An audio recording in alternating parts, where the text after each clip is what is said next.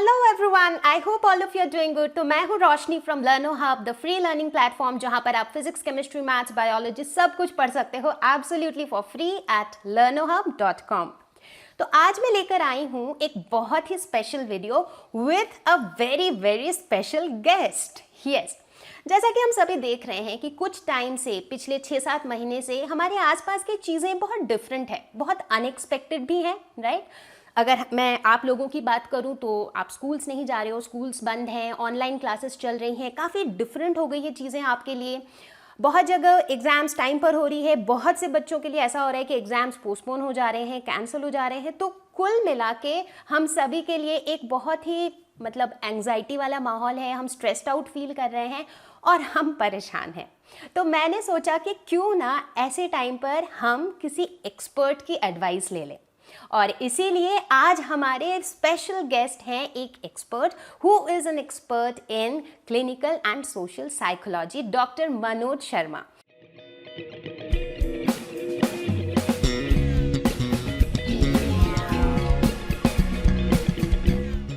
So let us all welcome Dr. Manoj Sharma. Manoj ji, thank you so much, आप अपना इतना कीमती वक्त निकालकर हमारे साथ आए और आप बच्चों के साथ डायरेक्टली बातें करेंगे। तो इससे पहले कि हम मनोज जी के साथ बहुत सारी बातें करेंगे ऑब्वियसली, उससे पहले मैं एक छोटा सा इंट्रोडक्शन दे देती हूँ डॉक्टर मनोज के बारे में। तो ऐसे तो बोलने के लिए काफ़ी सारी चीज़ें हैं, but I will cut it short. So doctor Manoj is a professor at the department of clinical psychology, NIMHANS. Needless to say, NIMHANS Bangalore is the best when it comes to mental health and neuroscience education. So Dr. Manoj has done his MPhil in medical and social psychology followed by PhD. His major areas of interest are behavioral addiction, emotional discontrol among youth, yoga and mental health. Now, note here, he is credited to start India's first ever tech de-addiction clinic called the Shut Clinic. He has been involved in various projects as well as international collaborations as a visiting faculty in various institutions across the globe. तो अब तो आप सबको पता चल ही गया होगा कि we all are really lucky to directly hear from doctor Manoj, right.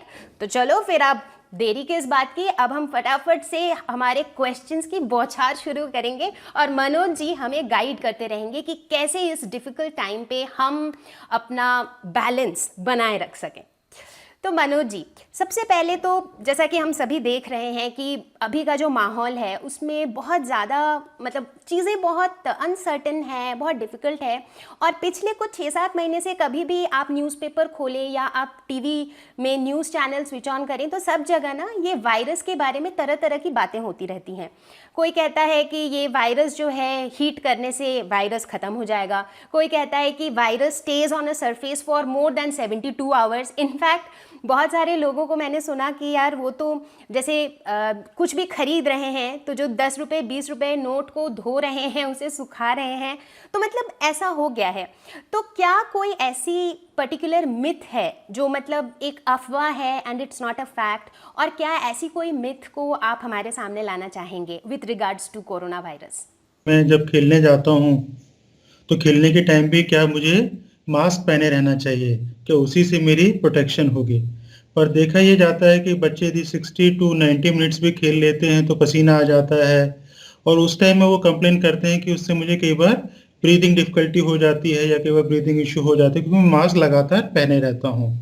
तो अक्सर तो ये बच्चों में अक्सर भ्रांति होती है, तो अक्सर हम एडवाइस करते हैं कि आप खेलें ज़रूर, पर खेलने के साथ-साथ थोड़ी सावधानी भी रखें। सावधानी में ये है कि डिस्टेंस बनाए रखें, और जहाँ तक हो एक-दूसरे से थोड़ी-सी अपने आप को सेफ रखते हुए खेलें। यदि ऐसा करते हैं तो आप खेल को भी एन्जॉय कर पाएँगे और कोरोना को भी दूर कर पाएँगे। दूसरा ये भी होता है कि क्या मैं बच्चों में ये भी होता है कि शूज़ लेके एकदम आए खेल के, शूज़ लेके घर में चले गए, चप्पल लेके घर में चले गए।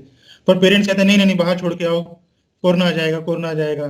पर जहाँ तक हमने देखा है कि जूतों में अक्सर कोरोना का वायरस इतना नहीं पाया जाता है, तो पर ये एडवाइस इसलिए ज़रूरी हो जाती है कि जब आप बाहर से खेल के आए हैं, बाहर से घूम के आए हैं, तो कुछ ना कुछ आप अपने जूते चप्पलों में भी ले आए होंगे, और उसको रोकने के लिए एडवाइस दी जाती है कि जूते चप्पल बाहर उतारो या पैर धो के आओ। इसका मतलब ये नहीं है कि जूते आपका सारा कोरोना वायरस आपके घर में ला रहे हैं। तीसरा चीज जो अक्सर ये मिथ होता है कि यदि हम कुछ गर्म पिएंगे या जैसे गर्मी आएगी तो शायद कोरोना ठीक हो जाएगा, पर ऐसा कुछ भी नहीं है। कोरोना अपने में एक वायरस है जिसको कि फैलने के अलग तरीके हैं। जैसे आप किसी ह्यूमन टच में आते हैं या स्नीज है या कफ है, उससे आप उस ड्रॉपलेट्स के टच में आते हैं तो आपको फैलने का चांस रहता है। इसका मौसम से कोई संबंध नहीं है, ना ही इसका संबंध कोल्ड ड्रिंक पीने से है, ना ही इसका संबंध ठंडक होने से है, ना ही इसका संबंध गर्म होने से है। फिर ये भी आता है कि लोग कहते हैं कि अ, बस जो छोटे बच्चे हैं और जो बुजुर्ग हैं उन्हीं में खतरा है, हम तो जवान हैं, हम तो एडोलेसेंट हैं, हम तो सेफ हैं, हमारी तो इम्यूनिटी पावर भी अच्छी है। इसका एक संबंध तो ये हो सकता है क्योंकि बच्चों में इम्यूनिटी डेवलप हो रहा है और ओल्डर पीपल में मेडिकल कंडीशन की वजह से कुछ रिस्क उनका बढ़ जाता है। पर इसका मतलब ये नहीं है कि आपकी एज ग्रुप में जो एडोलेसेंट हैं, यंग एडल्ट्स हैं, उनमें रिस्क नहीं है। यदि वो भी सावधानी नहीं बरतेंगे तो उनको भी इस तरह का बीमारी के होने की संभावना रहती है। तो पिछले कुछ महीनों से मनोज जी हम ये भी देख रहे हैं कि चूंकि बच्चे जो हैं वो घर पर हैं, मतलब लाइक ऑलमोस्ट 6-7 मंथ्स हो गए हैं, उससे ज़्यादा ही हो जा रहा है। तो अब एक तरह से देखा जाए तो वो अपने दोस्तों से भी नहीं मिल रहे हैं, स्कूल भी नहीं जा रहे हैं और घर से भी बहुत ज़्यादा बाहर जाने की कुछ खास परमिशन नहीं मिल रही है। तो लोग कहीं ना कहीं बोर हो ही जा रहे हैं। तो बच्चों में ये ज़्यादा देखा जा रहा है कि वो बोर्डम को दूर करने के लिए they are taking help of social media, and as a result a lot of children are getting addicted to social media. अब जब हम इसकी बात कर रहे हैं तो it is also important to say कि आज के टाइम पे ऑनलाइन रिसोर्सेज का बच्चे वैसे भी यूज़ कर रहे हैं अपनी पढ़ाई के लिए, क्योंकि स्कूल्स वगैरह तो है नहीं। और जैसे मेरे जैसे टीचर्स हैं जो ऑनलाइन पढ़ाते हैं तो बच्चे ऑनलाइन वैसे भी आते हैं पढ़ने के लिए। तो चूंकि मुझे पता है कि आपने सोशल मीडिया एडिक्शन वगैरह पे काफ़ी एक्सटेंसिव रिसर्च कर रखा है, तो अपने उस एक्सपीरियंस के बेसिस पर अगर आप कुछ हमें ऐसे टिप्स शेयर कर सकें जिससे जो बच्चे सोशल मीडिया से एडिक्टेड हैं वो उससे बाहर आ सकें, और कैसे वो लोग सोशल मीडिया को अपने बेनिफिट के लिए तो यूज़ करें बट इतना यूज़ ना करें कि वो उससे एडिक्ट हो जाएं, तो इस बारे में आप कुछ हमें ज़रूर बताएं। तो मैं सजेशन दूंगा। पहला होता है, हम जो आजकल सोशल मीडिया को यूज कर रहे हैं वो एक तरह का लीजर एक्टिविटी बन गया है। पहले लीजर एक्टिविटी होता था क्रिकेट खेलना, लीजर एक्टिविटी होता था बास्केटबॉल खेलना, लीजर एक्टिविटी होता था कि फ्रेंड्स के साथ बाहर बैठना घूमना, और वो सब चीजें तो कम हो गई हैं। अब लीजर एक्टिविटी हो गया है मोबाइल पे रहना, लीजर एक्टिविटी हो गया सोशल मीडिया पे रहना। तो आपको डिजिटल लीजर एक्ट जिसे हम कहते हैं डिजिटल लीजर एक्टिविटी को कम करना होगा। आपको लीजर एक्टिविटी को लाना होगा, डिजिटल को थोड़ा सा दूर करना होगा लीजर से। तो पहला चीज तो ये करना है। दूसरा है, आप सबने अपने घरों में देखा होगा कि माता पिता या घर के बड़े लोग फास्टिंग करते हैं। हाँ हाँ कभी और कुछ हाँ त्योहारों पे हाँ। फास्टिंग होती है, कभी कुछ और चीजों के लिए फास्टिंग होती है। अब आपको क्या करना है, आप भी फास्टिंग कर सकते हैं पर आपको सोशल मीडिया से फास्टिंग करनी है, जिसे हम कहते हैं डिजिटल फास्टिंग। तो उसमें सोशल मीडिया भी आ जाता है, गेम भी आ जाता है और चीजें भी आ जाती हैं। तो आपको हर दिन या तो 1 से 2 घंटे या एक दिन पूरे सप्ताह में ऐसा निकाले जब आप पूरी तरह से फास्टिंग करेंगे, सोशल मीडिया से भी और डिजिटल एक्टिविटीज से भी। और उस दिन वो करेंगे जो आपने पूरे सप्ताह में नहीं किया है। इससे आपको ये लगेगा कि मैं बहुत सारी चीजें जो कर सकता हूँ मैं नहीं कर रहा हूँ, और अब मैं यदि फास्टिंग को लाता हूँ तो मैं इन चीजों को कर पाऊंगा। ये तो मुझे लगता है और बहुत ही इसके कूल आइडिया है बच्चों के लिए, डिजिटल फास्टिंग। तो मुझे लगता है बच्चे ही क्या बल्कि सभी लोग, क्योंकि आजकल ऐसा सोशल मीडिया का दौर आ गया है कि I think we all need a break at certain point in बिल्कुल। टाइम। तो आई थिंक मुझे तो बड़ा अच्छा लगा, बड़ा इंटरेस्टिंग सा आइडिया भी है। हाँ प्लीज़। और एक लास्ट हो जाता है, क्योंकि हम चाहे ऑनलाइन क्लासेस पे बिजी हैं या हम सोशल मीडिया पे बिजी हैं, इससे आपके पे फिजिकल हेल्थ पे भी फर्क आता है। जैसे कि आईज स्ट्रेन है, थकान आना, बॉडी में पेन होना, और उसकी वजह से एग्जॉस्टिवनेस वाली फीलिंग आ जाती है, थका थका रहना। और यदि थके थके हैं तो आपकी प्रोडक्टिविटी पे भी असर आएगा। इन तीनों लक्षणों को हम कहते हैं बर्नआउट। थकान रहना, एग्जॉस्टिवनेस आना और प्रोडक्टिविटी में कमी आना। तो ये बर्नआउट डिजिटल एक्टिविटीज की वजह से भी हो सकता है, जिसे हम कहते हैं डिजिटल बर्नआउट। तो आपने सीखा है digital leisure activities, digital fasting, और ये लास्ट है आप में एडिक्शन ना हो पर आप में डिजिटल बर्नआउट जरूर हो सकता है। तो अब आपको करना क्या है, यदि आप ज़्यादा ऑनलाइन एक्टिविटीज़ करते हैं तो आपको हर 30 मिनट्स पे एक ब्रेक लेना है। ब्रेक में चाहे आप अपनी आंखों को ब्लिंक कर सकते हैं 5 बार, अपने हेड को फॉरवर्ड बैकवर्ड मूव कर सकते हैं, राइट लेफ्ट मूव कर सकते हैं, या स्क्रीन की बजाय कहीं और देखने की कोशिश कीजिए 3-4 मिनट के लिए। इससे क्या होगा, लगातार स्क्रीन यूज की वजह से जो आंखों में थकान हो रही है या फेटिकनेस आ रही है वो कम हो जाएगी और डिजिटल बर्नआउट भी कम हो जाएगा। तो ये 3 चीजें हैं बच्चों, इनको कीजिए, काफी हद तक आपका जीवन में कंट्रोल आ जाएगा। और आखिर में एक सजेशन है जो सबको इम्प्लीमेंट करना है, वो है 30 से 40 मिनट सोने से पहले सोशल मीडिया को बंद कर दें। तो हमने ये देखा है कि जो बच्चे सोशल मीडिया का इस्तेमाल करते हैं सोने के टाइम में, वो तकरीबन 60 से 90 मिनट लेट सोते हैं। तो आपको अपनी नींद को सुधारना है और अगला दिन प्रोडक्टिव रखना है, तो 30 से 40 मिनट आप भी कोई भी चीज का ऑनलाइन एक्टिविटी का इस्तेमाल ना करें, और परिवार के और लोगों को भी कहें कि वो भी कुछ और करें, ऑनलाइन एक्टिविटी ना करें सोने के टाइम में। आई थिंक ये तो बहुत ही ज़्यादा सुपर डुपर यूज़फुल था सभी बच्चों के लिए। इनफैक्ट डॉक्टर मनोज, बच्चे काफ़ी टाइम से मुझे इस तरह की चीज़ें, इस तरह की कंप्लेंट बच्चों की तरफ से काफ़ी आ ही रही थी कि मैम मैं इतनी देर पढ़ाई कर रहा हूँ बट मुझे उस हिसाब से आउटपुट नहीं मिल रहा है। एंड आई थिंक ये जो आपने बात की थी अभी थोड़ी देर पहले कि कहीं ना कहीं अनइंटेंशनली वो बीच बीच में सोशल मीडिया को देखने की वजह से शायद कहीं ना कहीं ब्रेन उनका डिस्ट्रैक्ट हो रहा है एंड उन्हें वो पता नहीं चल रहा है कि दैट्स हैपनिंग। तो आई थिंक ये जो भी 3 मेन टिप्स डॉक्टर मनोज ने हमारे साथ शेयर किया, I think they are going to be super duper useful for you. तो इसीलिए बिल्कुल इन्हें सुनना है और फिर सुन के इम्प्लीमेंट भी करना है।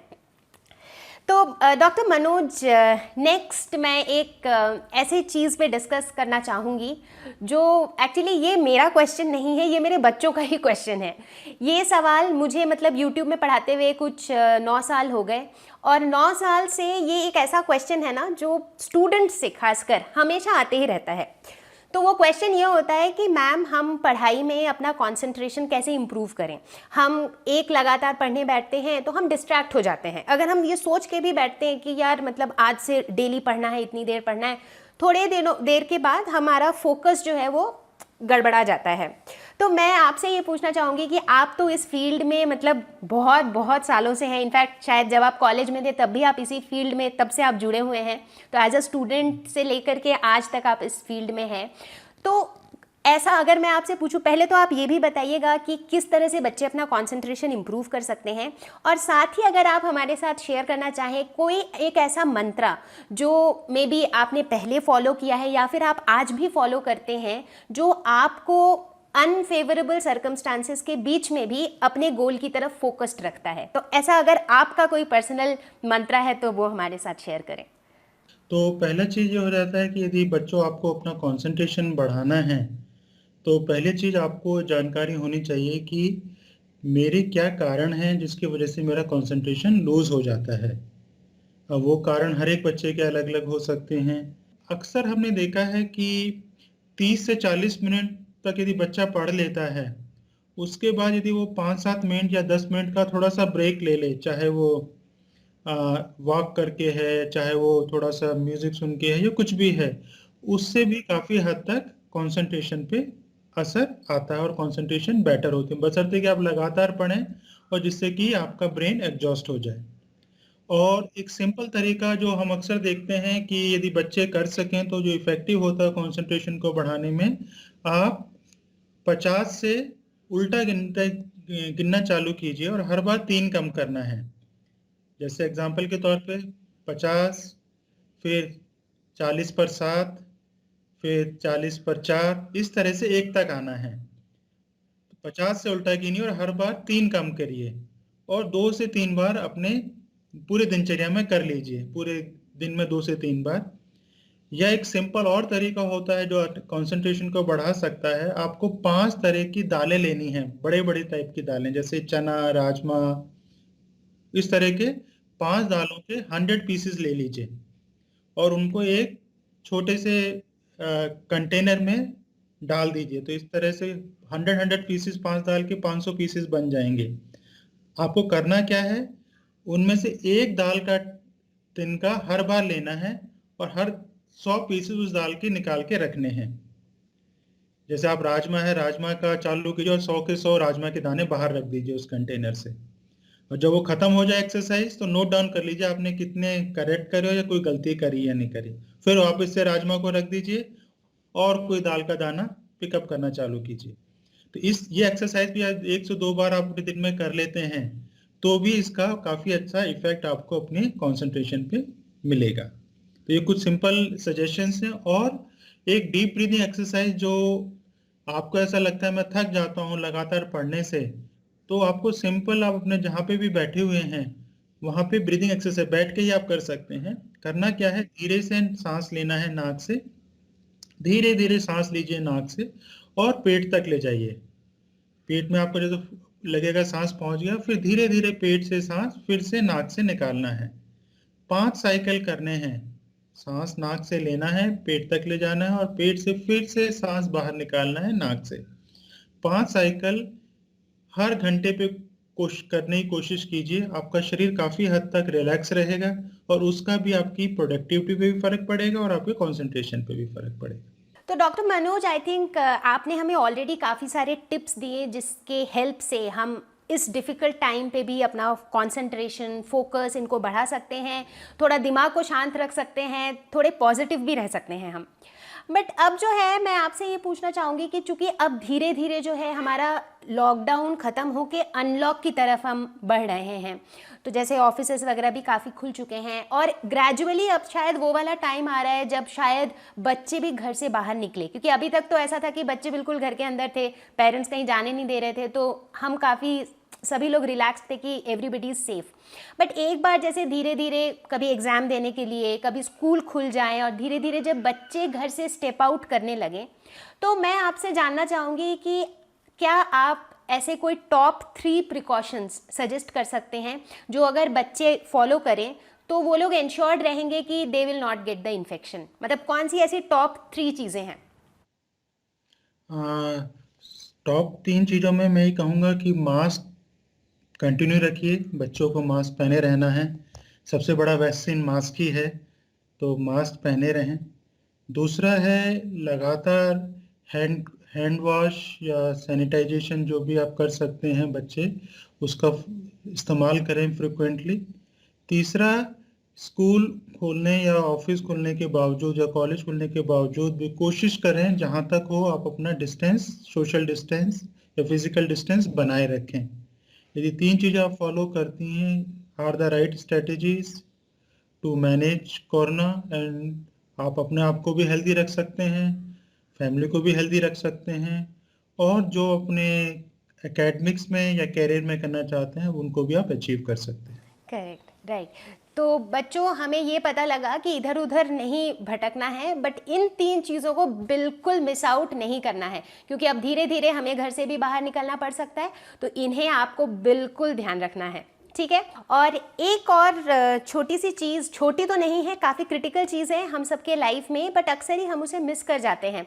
बट आज चूँकि आप हमारे साथ हैं तो मैं ये अपॉर्चुनिटी मिस नहीं करना चाहूँगी और आपसे कुछ इस बारे में भी जानना चाहूँगी कि अक्सर ही ऐसा होता है डॉक्टर मनोज कि जब भी हम हेल्दी रहने की बात करते हैं किसी से भी, मतलब फ़िलहाल तो मैं अपने बच्चों के कॉन्टेक्स्ट में बात करी क्योंकि मेरे जो स्टूडेंट्स हैं वो सब मतलब 13 साल से लेकर के 18-19 साल तक के अधिकतर बच्चे हैं जो मुझसे पढ़ते हैं।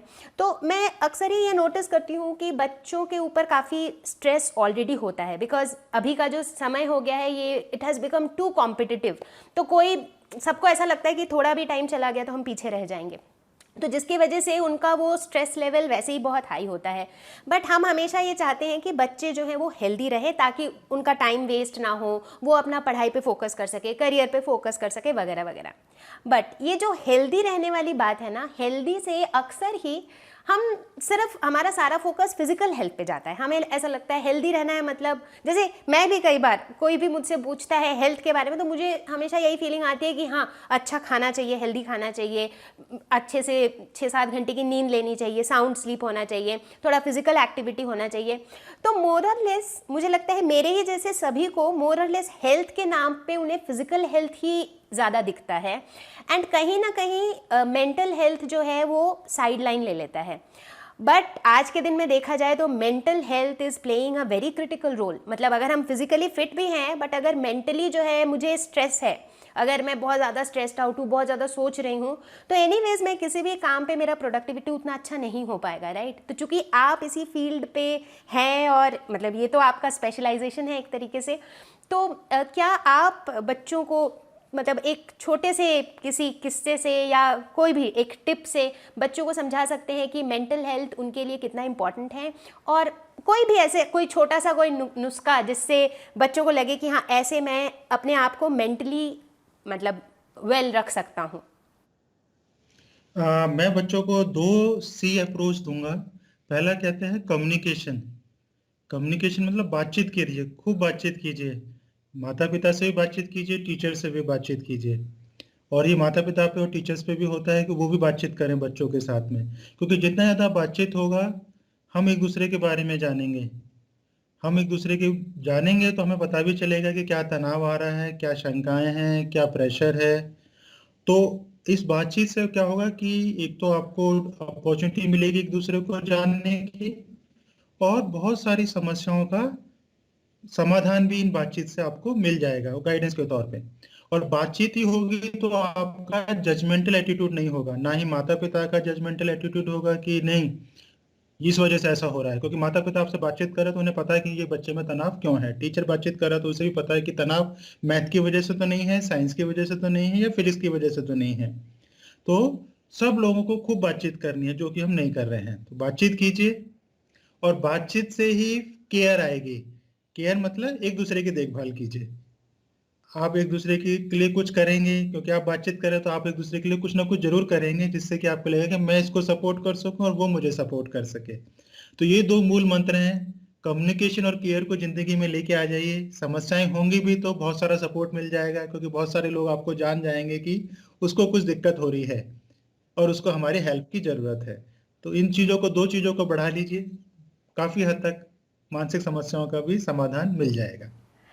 तो बच्चों इसी के साथ मैं ये कहना चाहूँगी कि जब हम मेंटल हेल्थ की बात करते हैं, इसका ये मतलब नहीं है कि हमें कुछ बीमारी है एज सच, राइट। कि बहुत से लोगों को लगता है कि हम मेंटल हेल्थ कह रहे हैं तो मतलब कुछ मेंटल प्रॉब्लम है क्या मुझे, मतलब बहुत से लोग इस चीज़ को वो समझ नहीं पाते हैं, राइट।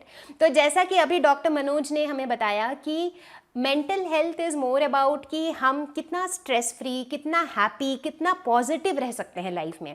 और जैसा कि मनोज जी ने बताया कि कम्युनिकेशन इज़ द की, तो ये मैसेज आई थिंक जितना आप सब बच्चों के लिए था उतना ही मेरे जैसे टीचर्स के लिए और मेरे ही जैसे पेरेंट्स के लिए भी था, दैट हमें भी उतना ही कम्युनिकेट करना है विथ ईज़ हमारे बच्चों के साथ, right.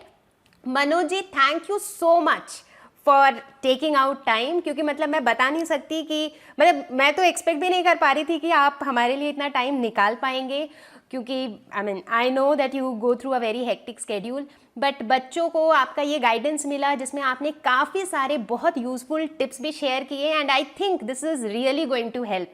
Thank you so much, thank you so very much. हमें बहुत अच्छा लगा कि आप हमारे साथ इस चिट चैट सेशन पे आए। Thank you.